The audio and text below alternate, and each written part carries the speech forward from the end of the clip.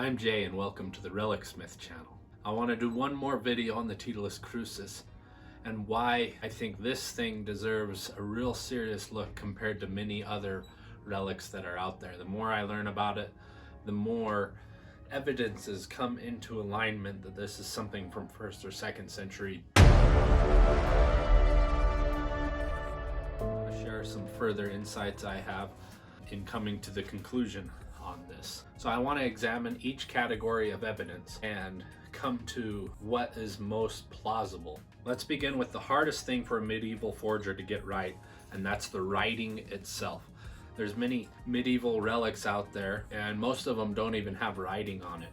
But because there is writing on this one, it allows us to look further back in time. The paleography that is on the Titulus Crucis didn't exist in medieval times, and if it was forged, whoever made it would have to have either been copying something from 1st or 2nd century or had a really good knowledge of how to create handwriting that thousands of years later scholars would look at and say that's 1st or 2nd century handwriting.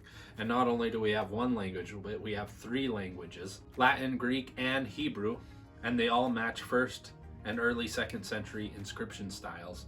None match medieval handwriting. So scenario A, it's authentic, and that's exactly what we'd expect to see from a Roman Titulus board made during the Crucifixion.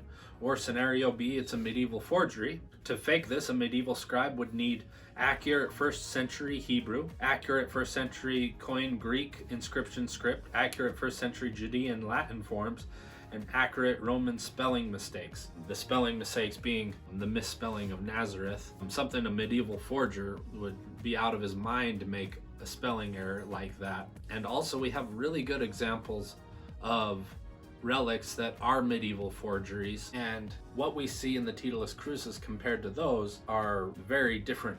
Like these medieval forgeries, they're made to be exact and perfect, embellished, and they also don't fit history very well. For example, claimed spears of destiny, all of them do not match what a Roman spear would have looked like in 1st century. They all are medieval style of spears. Whereas the Titulus Crucis has many signs of being 1st or 2nd century and not having origins from medieval times. So the paleography alone makes it much more plausible that its origins are of the time of Christ and not hundreds of years later in medieval times. Few hundred years. Now in regards to the carbon dating, that's obviously the biggest thing against the board, but there are some really important things to notate. Wood is one of the worst materials to carbon date because it's very absorbent. It's easily contaminated, and even a 1% contamination can throw the date off hundreds of years. The sample for the carbon dating was taken from the edge, which is the most likely area for contamination, as that's where it's being handled. Wood absorbs oils, wax, incense, soot, varnish, glue, human contact, environmental carbon. So that carbon dating, given all the other evidence, should be treated as an anomaly and not a solid bullet point, just because of the likelihood of contamination.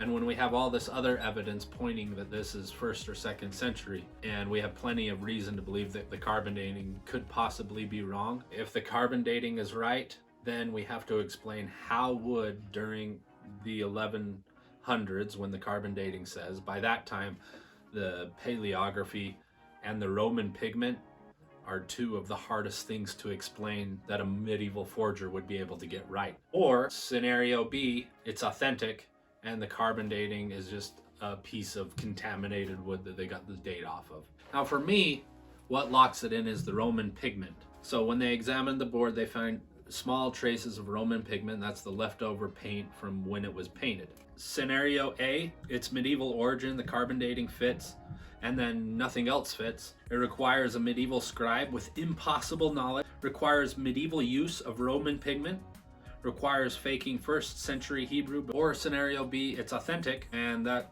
fits all the paleography, fits the pigment evidence, fits the linguistic errors, fits the burial and the weathering, and the carbon dating is simply just a contaminated piece of evidence. And then the physical board itself tells a story. So we have the scenario of a board being painted on the front and then buried and then uncovered and then stored in a church wall for centuries. And when looking at the Titulus Crucis, this lines up perfectly to that exact scenario as what we see in the decay of the board. The texture, the pigment survival, the wood, the pitting, the cracks. Then there's the argument of the historical gaps from the time of Christ to the discovery by Helena a few hundred years after.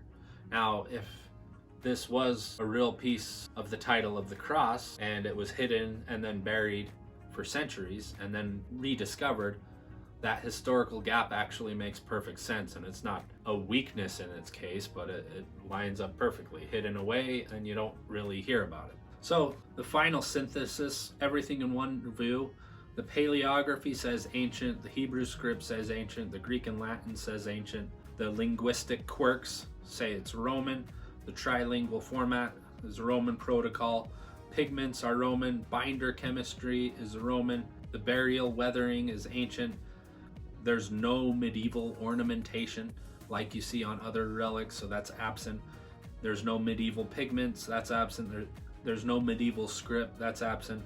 The carbon dating is the only outlier, but it is explainable. So with all this, either it's authentic and the carbon dating is a contamination, and then everything fits perfectly, as you know, very well could be the title of the cross that Helena discovered. She put it into pieces, sent those out, and then she kept a piece, hid it away in her palace, only to be discovered centuries later. Or a medieval forger, super genius, created the perfect forgery and then hid it away for nobody to see and not to profit off of it. So that leads me personally conclude that this could very well be the actual title of the cross and is worth a very serious look, especially compared to other relics that are out there.